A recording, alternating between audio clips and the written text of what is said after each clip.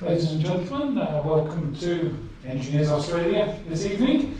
My name is Ian Rowley and I'm representing the IET as part of the Joint Institutions Lecture Series, where we put on these lectures for you in collaboration with the IEEE, Engineers Australia and the IET. If anybody would like more information on either of the institutions, any of the institutions, please feel free to see me afterwards and I can give you some information for the web links and the advantages of the institutions, etc. Or please check out our web links. You will be sent an email after the event, I believe, that you can use for your CPD recording to show your attendance. Please do make sure that before you leave tonight that you sign the sign-in sheet if you've not already done so on the way out, because that will link back to the CPD and that will trigger the email that EA will send you with the details from the evening. Just before we start the event for this evening, just a few housekeeping rules. Obviously we're not in our usual location tonight. It's good that you all managed to find us. For any future events, please just check the website just to make sure the location of the event, which could be here, or it will hopefully be at 44 Market Street in the city, which will be EA's new auditorium going forwards, which will still be the Harrix Auditorium, but a nice new one with a nice fresh modern look for you. So hopefully we can provide you with some more facilities there, some little member lounge, etc. But check the website because it's the actual opening date hasn't been confirmed at the moment. If there's a fire alarm, there's no there's no test plan for tonight, so if you hear the appropriate tones coming through the speaker system, please leave the building in a safe but orderly manner and rendezvous at the front of the complex at the front, where one of the staff members from the theatre will be there with a clipboard and I'm sure a white warden's hat on. Also Brody, who's our member engagement assistant at the back, he'll be able to help you through there and any questions that you might have. If anybody needs any first aid facilities, please ask. They'll be at the bar area out there. That's where the AD is, etc. Toilets, if anybody needs those, if you've not found them, are into the main reception area. Turn right, keep going round, and you'll find them there. Also, before we start, I would like to acknowledge and pay respects to the traditional owners of the land. There will be a meeting on here tonight in the building, which is the Camaragal people of the Guringai Nation, who used to meet on these lands for many generations to discuss pertinent topics for their communities and discuss topics of learning. So in our own little way, we hope that we are continuing that tradition, and also we pay respects to the knowledge and the experiences that are embedded into the land forever with the traditional custodians. Tonight we're privileged to have with us Peter Neal from PowerPal, who will be speaking to us about his work in relation to smart power networks and in particular smart metering technologies. Peter Neal is CEO and founder of PowerPal, following a 13-year career as a senior telecommunications product leader, designing, building and deploying customer engagement solutions for mobile carriers across the Asia-Pacific region.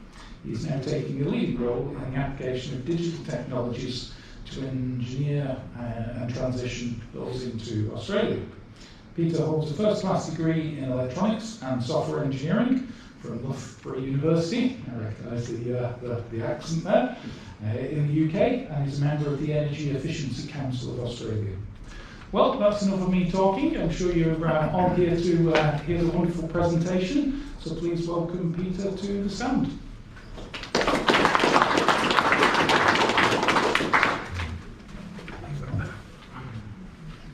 Thank you very much, Dion. Can everybody hear me okay? If I don't use the microphone, I'm generally pretty voluminous. please shout up now. I'm happy to use the microphone if I need to, but we're okay? Yeah. Excellent.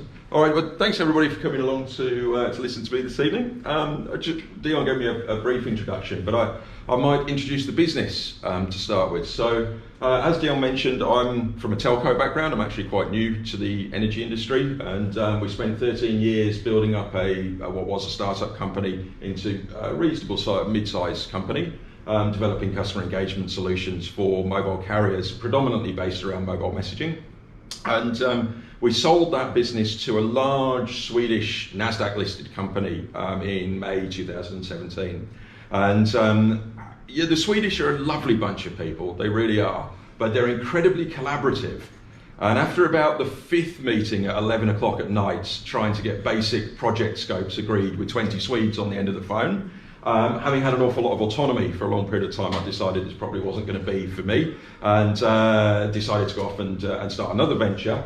But because we'd sold out, we had a restriction placed on us, so we couldn't go and do anything in telco for 18 months. We had to go and look for something new and exciting to do. And it was just at the time when energy, which is still headline news every once in a while, but at the time it was really kind of every day in the newspaper. It was when Alan Finkel, the government's chief scientist, had released the Finkel Review. The ACCC had just released their consumer price inquiry. We'd just lost another prime minister to lack of energy policy. It was just after Malcolm Turnbull had got turfed out.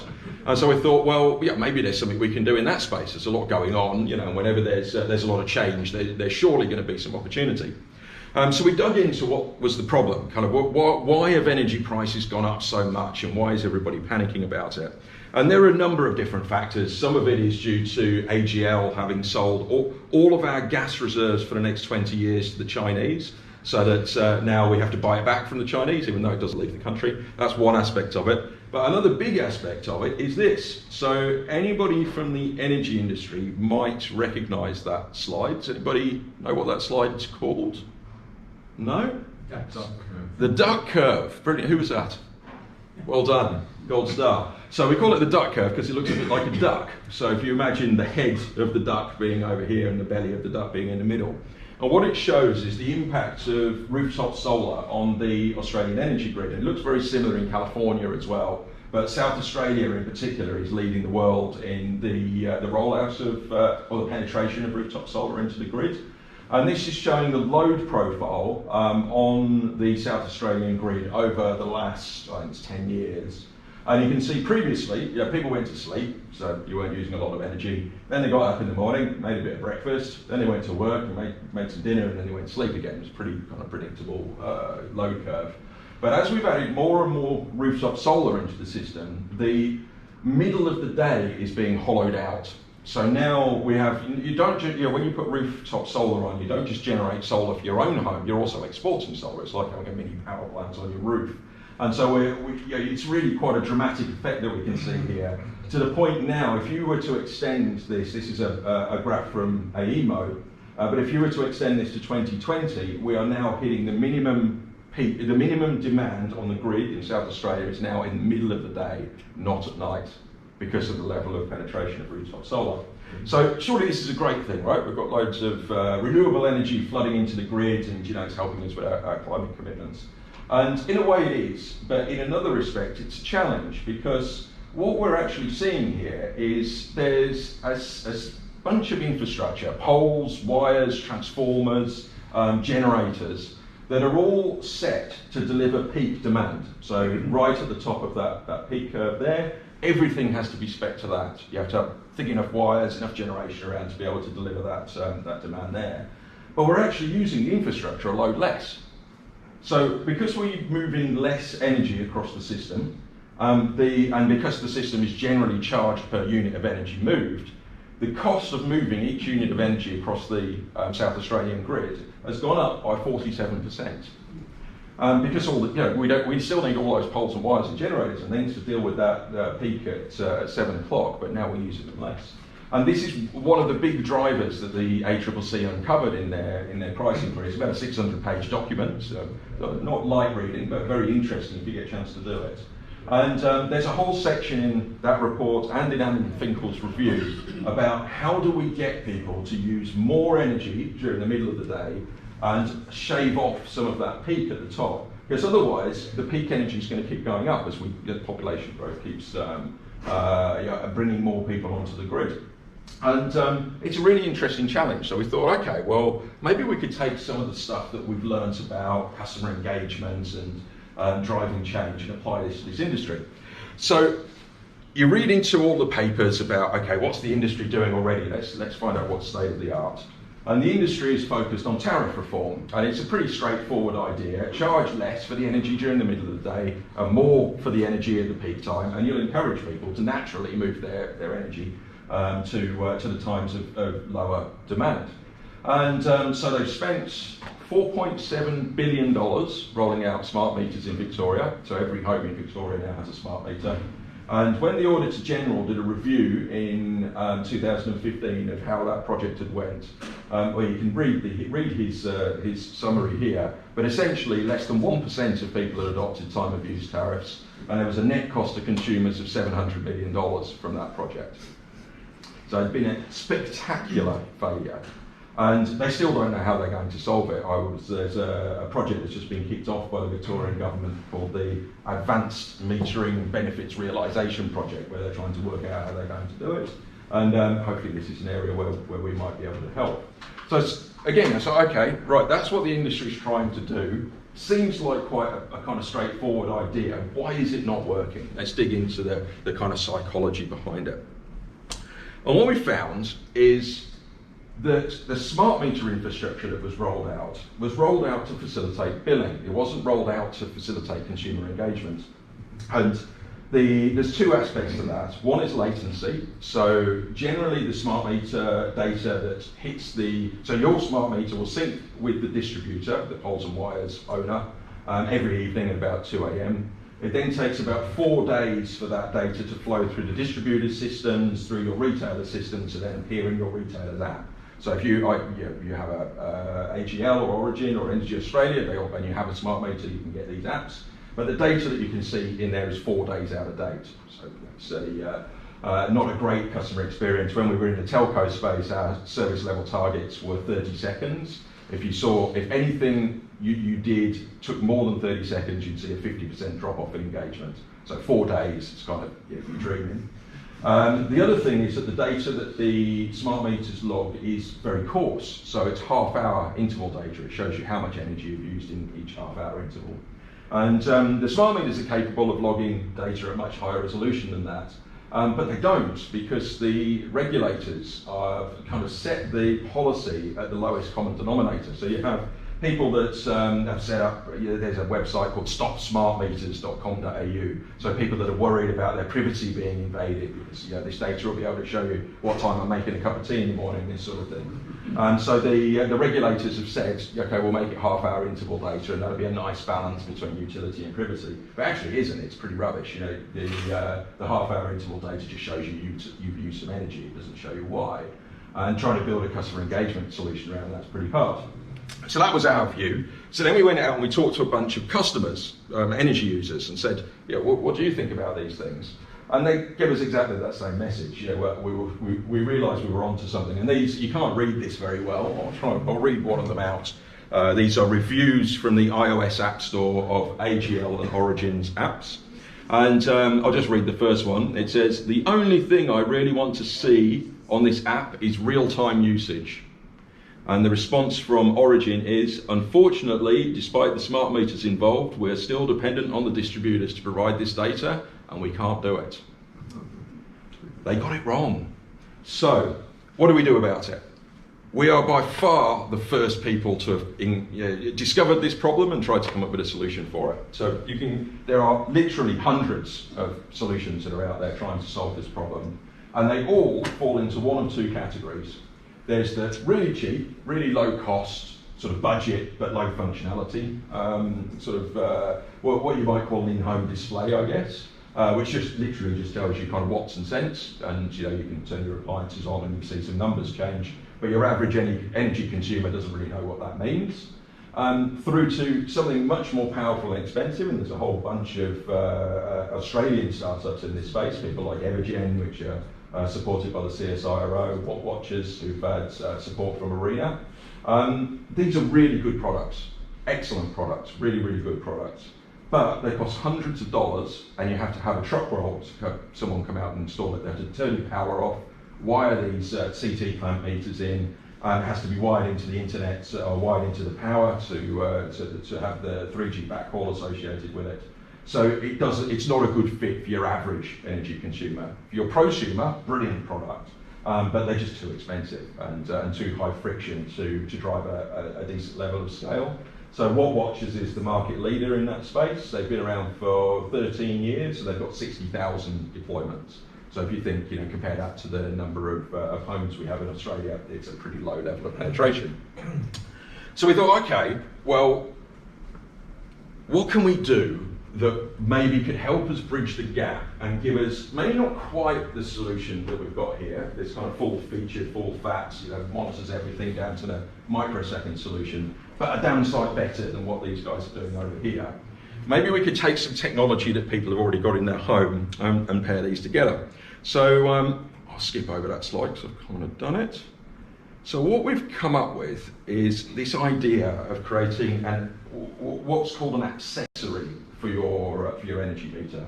So the easiest way to think about an accessory is if anybody's got a fitness band, so like a Fitbit or something like that tracks your activity. They're very small, lightweight, low-cost devices, $50, run on a battery for a year, and sync your data to your phone. It will tell you how you're sleeping and how much exercise you've done, and it'll track your activity levels. By using very low-cost sensors that are embedded in this device, and then leveraging the $1,000 worth of technology that you've got in your pocket and your smartphone to do the heavy lifting on all the analytics. So, surely we could do something like that, but for the energy space. So we'd get something. We've got $1,000 worth of smart meter. We've got $1,000 worth of smartphone. Let's see if we can find something that's cheap enough that will connect those two together, that we can give it away. So that was the aim, make it low cost enough that we can give it away as a loss leader and monetize it with services over time. So that was the challenge. This is what step number 1 looked like. So that is a Nordic semiconductor. They call it a thingy board. So it's got a little LiPo battery in there as well. And it has a light sensor. So I think that was a LDR actually. That was just put over the impulse output on the meter. So if you're not familiar, digital meters have a little flashing light on the front of them, which is called the impulse output. And they flash generally every 1 watt hour of energy consumed. Some of them have different ratios, but they all have this little flashing light on there. I don't know if anybody from the power industry can tell me why they have that little flashing light on there, but they all do. It's part of the metering standards. I don't know whether John, you enlighten us there, but anyway, so what we built, that there essentially is a Fitbit for your electricity meter. So Fitbit's got an accelerometer in it. Every time you take a step, it knows you've moved so far, you've used so many calories, you're taking lots of steps at once, it knows you're running and you're exercising. We do exactly the same thing, but with the flashing light on the front of that meter, which flashes faster or slower, depending on how much energy is being consumed. So we're not measuring the energy differently, we're just piggybacking off what the meter's already doing. So that was the starting point, and we got some relatively interesting data out of that initial prototype, which probably we knocked up in an afternoon. And this is what the appliance signature looks like, a little bit stylized. But what we can see here is you can really start to unpick how people are using appliances in their home. So at night time, everybody's asleep, and the only device that's turning on and off is the fridge, so that's the compressor turning on every once in a while to keep the fridge cool. And when people get up in the morning, they make a cup of tea, and then another cup of tea, and then they put the washing machine on, and you can tell it's a reactive load. It's got quite spiky top on the top of the load profile there. Then the washing machine finished, so they got the washing out and put it in the clothes dryer, which is another reactive load but with a heater element attached to it, so it's a bit higher. And then we have some vacuum cleaning that happened, and then they cooked dinner, and then it got hot because they cooked dinner, so they put the air conditioning on. You could really start to see, there's some really quite exciting level of insight that you can pull just from these kind of $20 worth of electronics I've stuck onto the front of my meter with a bit of electrical tape. So I was like, okay, well that's looking quite promising. But the problem is that that's using Bluetooth, and it has to be battery powered because we didn't want to wire it into the meter, because then that would up the cost. And the range on the Bluetooth was just not good enough. It was only a few meters. It certainly wasn't good enough to get inside your house. So the next thing we did was we tried, okay, well, let's try putting it outside the box, because maybe the box is acting like a Faraday cage. And we stuck it in a little waterproof box on the outside, and this was one of the early prototypes of the app. And that worked. That actually did work. Just with the standard Nordic box in there, you could get coverage through most of the house. But it wasn't good enough for me. I thought, your average consumer's not going to be happy enough if they can't get it in their back bedroom, kind of thing. They'll be complaining about it. So what have we got that we can do to improve on that?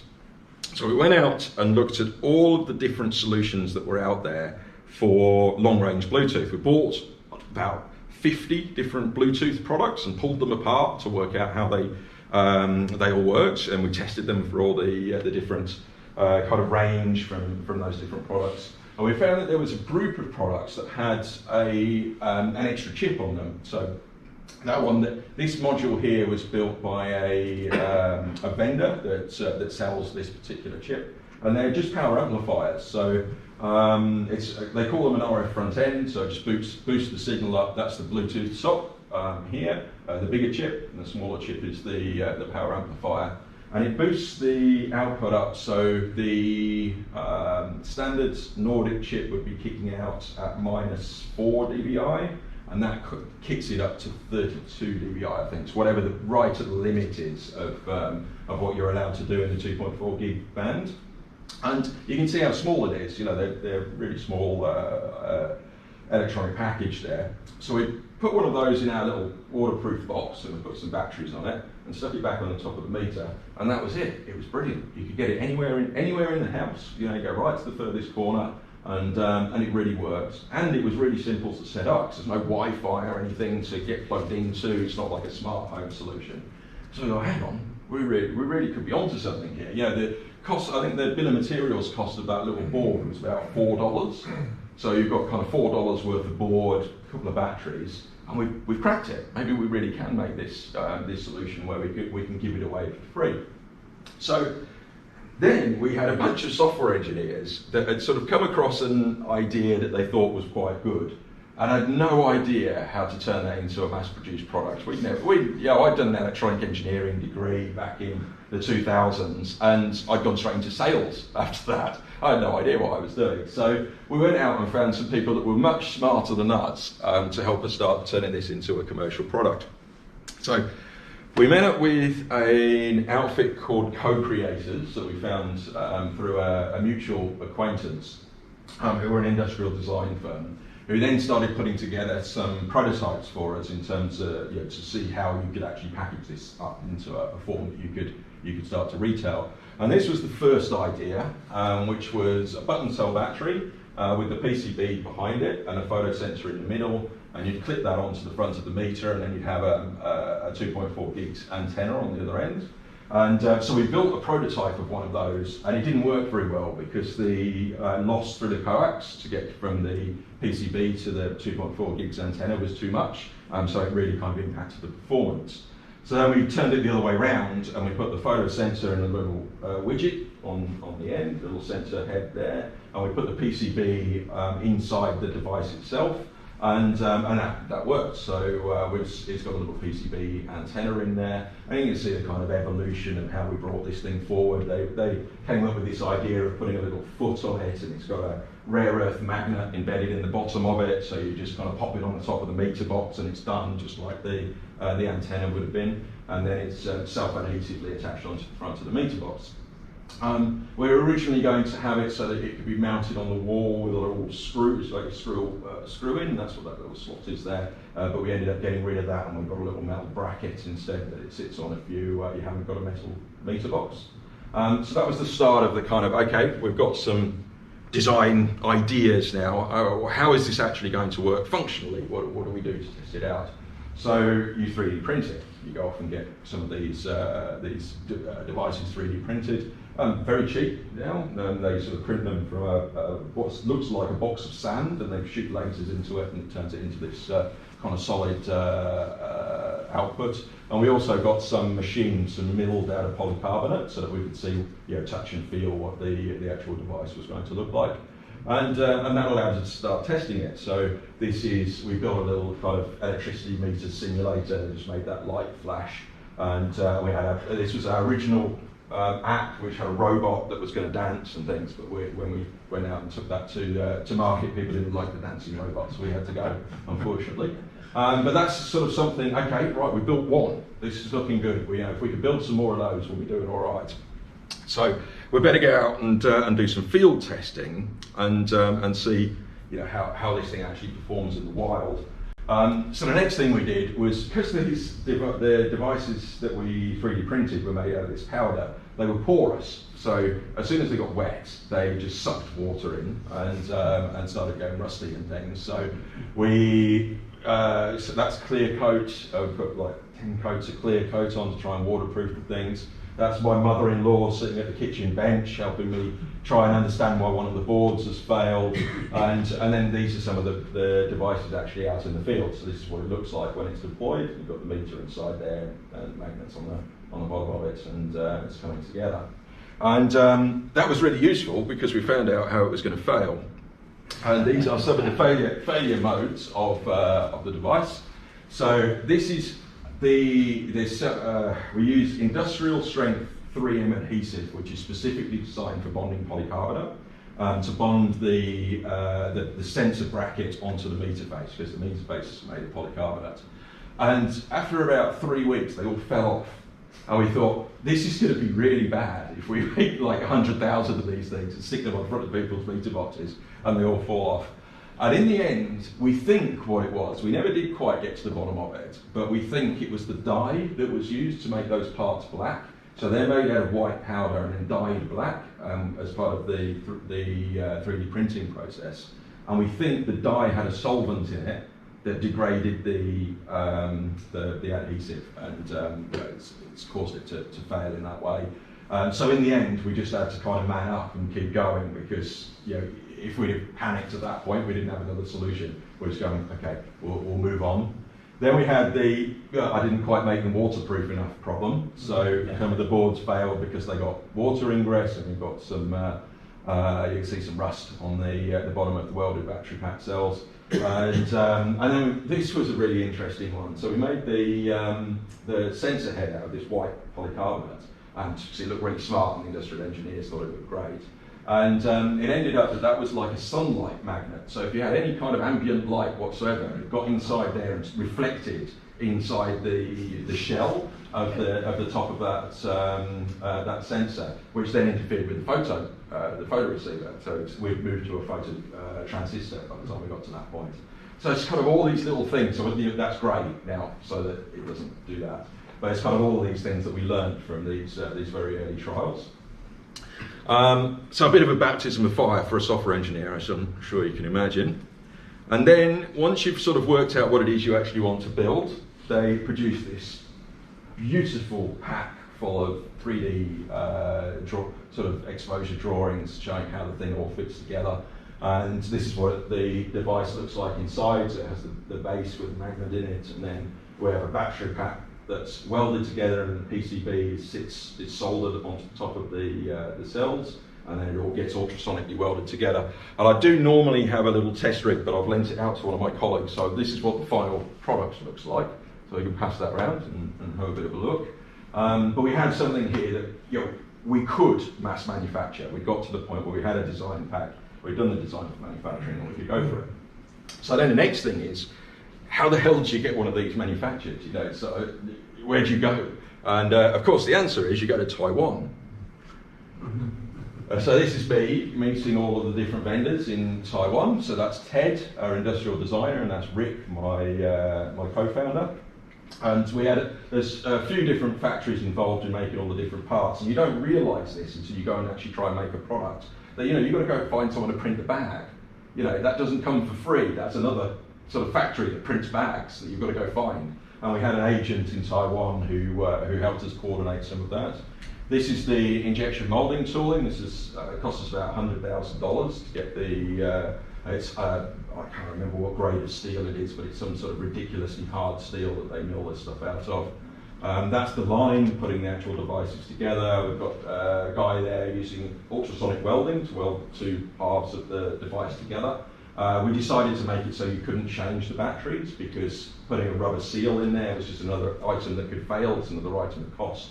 So the device was designed to last for 10 years on the cells that it's got inside it. So after 10 years, if this product's still relevant in 10 years time, I'll be absolutely astonished. And there's a whole bunch of power powers kind of ready to be put together. So we'd kind of done it. We got to the point where, so that was the first 5,000 batch that was made there, sort of like an MVP run, I guess. And this is just a summary of kind of what we got to. So we managed to do what we wanted to do, which was connect the smart meter directly to the customer's phone without having to go by the internet, which had all sorts of benefits in terms of not having to pay for moving the data, not having the battery impact, the power impact of having to keep a live internet connection there. And it delivers most of the benefit of something that would be much more expensive. So real-time data, much cheaper, and it can be user installed because you don't have to wire anything in. So you can literally mail this out to somebody, and it takes about 2 minutes to install onto your meter, and then you can hook your mobile phone up. And we've got a 100 metre range and a 10-year battery life.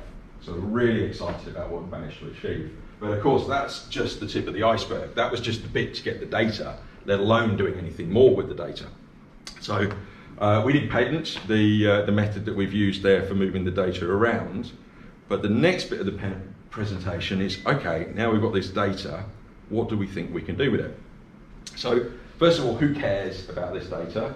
It turns out lots of people get very excited about this when you go and talk to them. So we've got energy retailers, energy distributors, people like RACV that are trying to get into the Internet of Things space and know that energy is a big concern for their members, or energy cost is a big concern for their members. And so we went out and sort of showed what we've got to all of these big businesses. Some of whom saw us as a threat, some of who saw us as a bit of a waste of time, we're too small, we'll never get there. But the one that really backed us was the Victorian State Government, because they were in the middle of their advanced metering benefits realisation project, and they have a scheme there that's called the Victorian Energy Upgrade Scheme, which provides subsidies for energy efficiency products. And they've accredited Power under that scheme, which now means we've got 2.5 million homes in Victoria that are eligible to receive Power for free. And we don't have to do that as a loss leader. We actually get about a $70 rebate for every one of those that we install. So we now had a business model and a load of people we could give this thing to, and a way to fund the data development part of the business. And that's kind of where we're up to. We launched that about 10 weeks ago now. We're in 4,500 homes now, so 6 weeks in. And trying to scale that up to the point where we're shipping 1,000 a day. That's the aim. But I can share with you what we're already learning from our experience in the market to date. So the first thing is people love it. They just love the fact that they can go and turn on any appliance in their home and they have an app on their phone that reacts in real time. And it's remarkable. It's the universal response. As soon as you give somebody this, they fly around their home, turning on and off all of their appliances, working out which are the ones that use the most energy and how much it costs to run them, because we give them a feedback in the app that shows the cost to use. So there's a sort of an instant engagement with the product, an instant education piece, where people, and you see our tagline, it's all over our slides, is see your power. And it's about making the invisible energy, which is this invisible, very expensive commodity, visible to people. And they just love it. They just love the fact that they have that level of visibility. So that's kind of, and this is what we sold the big government on, was we paid all this money for smart meters, you should be able to give people at least this level of functionality, which they quite clearly want. But what we want to do next is then take this high resolution data that we've got, so that really can be used to unpick how people are using energy in their home, and start presenting that data back to consumers in a way that is more digestible than just watts and cents. So what does this mean to me as an average energy consumer? And we're talking about, we're not targeting your connected home people. we're targeting the 95% of general Australians. And I'll give you an example. I was out with our installers doing some training it's middle of January, and we knocked on this guy's door to do his installation. A guy by the name of Ian, who answered the door, very long hair and beard, and he's like, "Yep, okay, yeah, let's get your power panel installed." And he sits down and starts smoking his bong whilst we were installing his power panel. Yeah, these are the kind of people that we're trying to help. We're not trying to help your mainstream Australians. So this is challenging, and it's going to be a really fun thing to get into as we go forward. But we're already learning a lot, even from the relatively small user base that we've got today. So the first thing we realised is that there is no such thing as an average energy consumer. Everybody uses energy in different ways, and what this is a kind of heat map style graph. We're just showing that some of the higher users on the platform. And you can see the one at the top there just uses loads of energy all the time. Like, they use more energy than the other top 10 all put together. God knows what they're doing in there. They live out in rural Victoria and they're probably running pumps or something. I don't know, but that's one extreme case. Could be the guy with the bomb. I don't know. I haven't checked in with him. But the next one down, you can see they use loads of energy during waking hours and very little energy during the evening. Then you've got this guy who uses loads of energy in the evening and almost no energy during the day. It's really interesting to see the differences in the way that people are using energy. And you can see some here. You can pick up the people that have got solar because they don't use any energy during the middle of the day. That's why we've got that kind of coloured in here. So what we're trying to do now is drill down to the next level. Okay, so we know these people are different, but why are they different? And once we know why they're different, how can we help them? And by help them, we mean help them to reduce their the burden of energy bills on their lifestyle. So this is one example. This was a Victorian home. He was one of our trialists, and this was from winter last year. And what you can see here is a very clear signature of an air conditioner. So about 3.5 kilowatts of load, pretty steady, and he's got two, so he must have a sort of a rumpus room or something, so you can see his fridge and things going on around it. But the main driver of energy in using his home is his reverse cycle air conditioner. So you look at that and go, well, does he live in a mansion where he needs a lot of heating, or does he live in a poorly thermally insulated home? Maybe we could help him by introducing him to an insulation provider. And so we can pull in some third-party data associated with that, because we know where he lives, because we know where we installed the product. We're going to have a look and see what his house looks like. And we can see, well, he doesn't live in a mansion. He lives in a relatively modest, kind of 60s brick veneer bungalow. And I bet my bottom dollar that if I stuck my head in his roof space, I'd find some loose fill rock wool in there that's doing absolutely nothing for his thermal insulation. And he would be a prime candidate for being nudged towards another government incentive around home insulation. That's assuming if they ever bring it back after the pink bans. So that's number one. Another example. So we have a little algorithm that's not very smart, but it looks for changes in people's usage behaviour, because where there's change, it's always quite interesting to dig into that. And we had another one. So this guy used to look exactly like the other guy, where he'd get up, turn his reverse cycle air conditioning on all day, and then turn it off again when he went to bed. And then suddenly it all disappeared in the middle of the day. I was like, oh, that's quite interesting. So I rang him up, because I knew who he was, and I said, have you got solar? And he said, yeah, I installed it last week. And he sent me a picture of his solar, and there he is, with his solar panels on his roof. And what was really interesting was his decision-making process around getting solar, because he knew, because he was a relatively smart guy, that his reverse cycle air conditioner was killing him for his energy bills. And he knew that he'd got two options. He could either insulate his home or he could put solar on his roof. And this is what he said. His consideration was, should we get insulation, because we know it's an iron roof and nothing in the walls. But we decided to get the solar first, because we could use that in the summer to run the air conditioning as well. So he's already sort of on that process. But it's kind of, okay, this data is telling us what we need to know, and we can distill this down and present this back to people in a way that's actionable. Hopefully we can actually help them. Then we see a few people on the platform have got EVs, not very many, because EVs aren't very popular in Australia. But we do have a few, and the signature looks like this. So you have this kind of loads of energy use, and then I don't know what they must have some sort of brake that lets the battery cool down or something. But the distinctive bit is this fall off in the load curve. So as the battery reaches capacity, the charging rate decreases. And the interesting thing about all the guys that have got EVs is they all come home and plug them in as soon as they get home from work. And if everybody does that when we start getting EVs scaling up, that's going to be a real problem.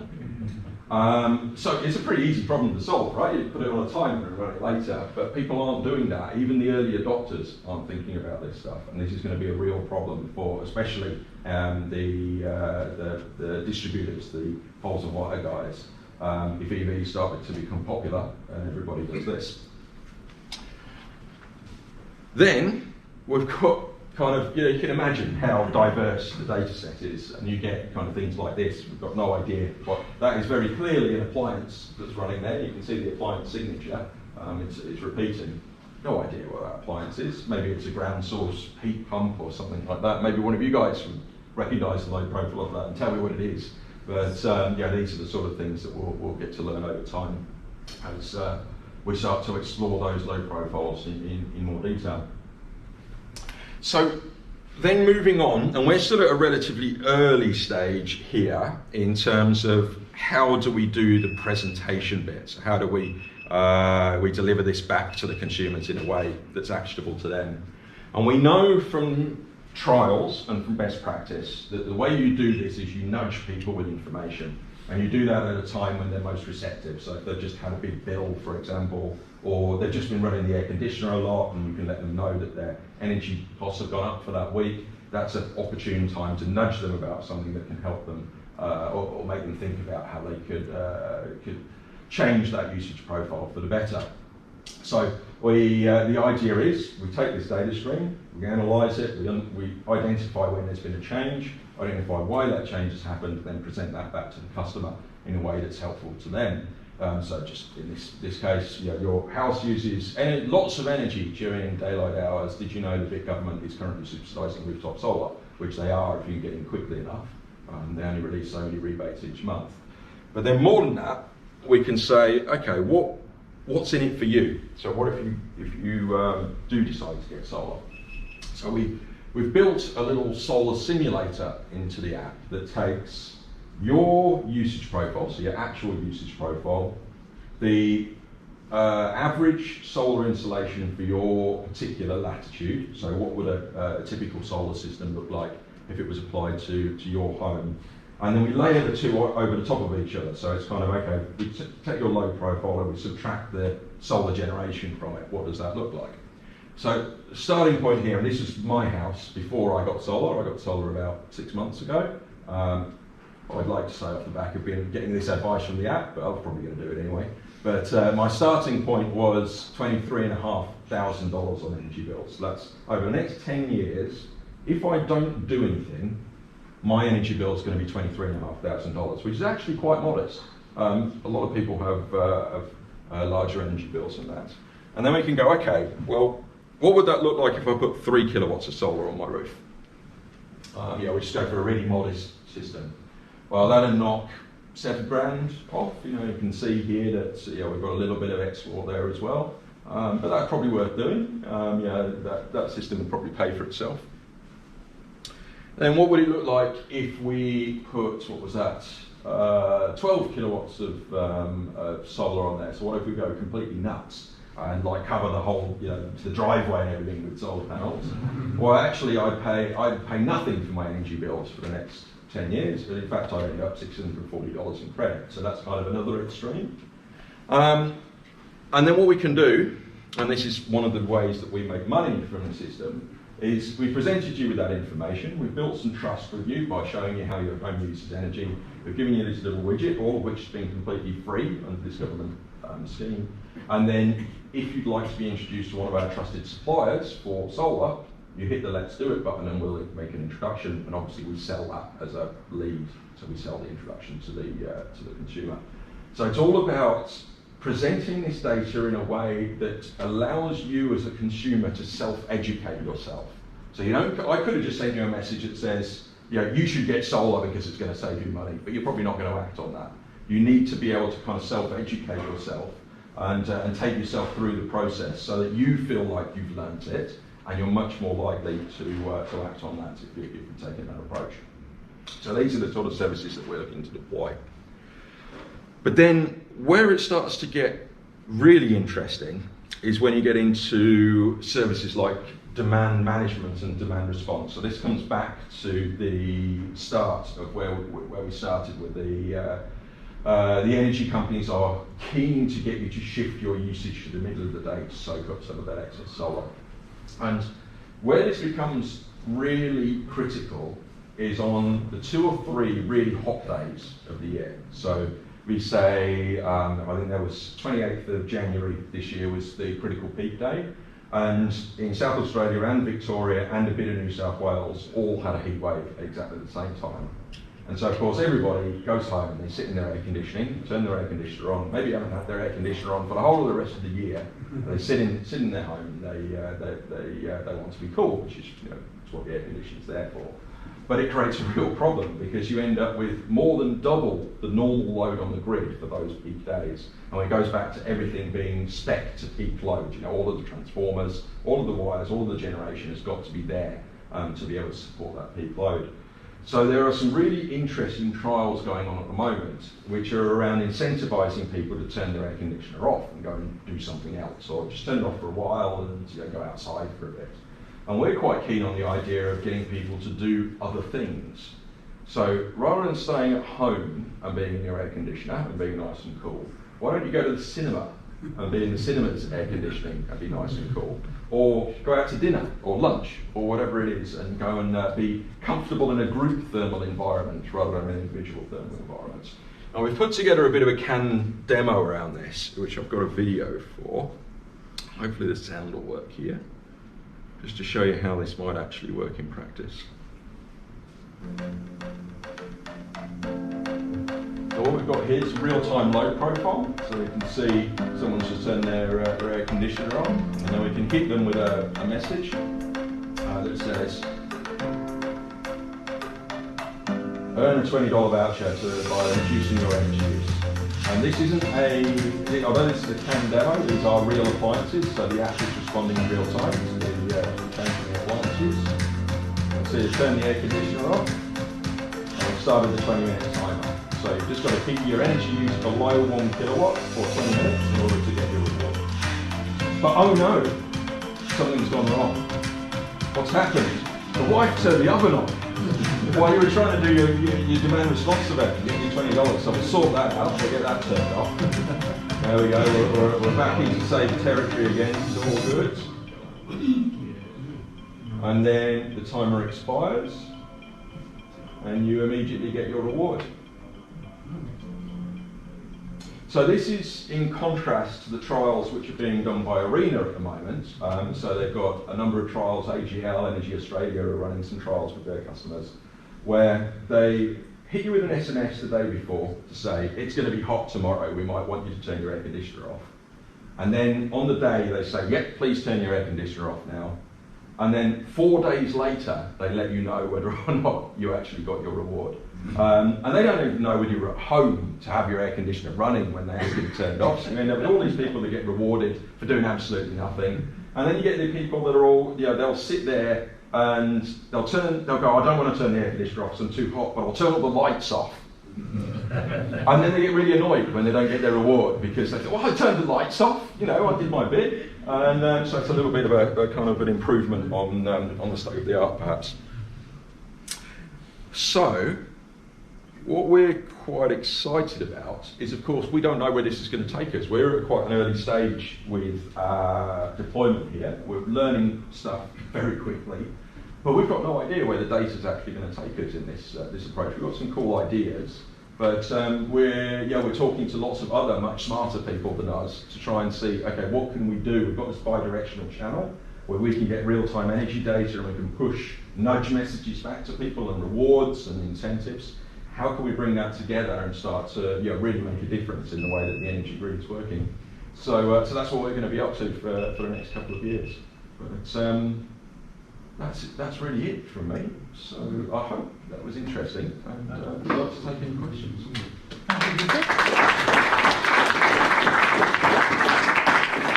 very interesting, especially the fact that it's the technology, I guess, in some ways, some of it is nothing new, but the advantage that you guys have done is brought that usable technology to people in that very simple way, with a simple app, which makes a big difference.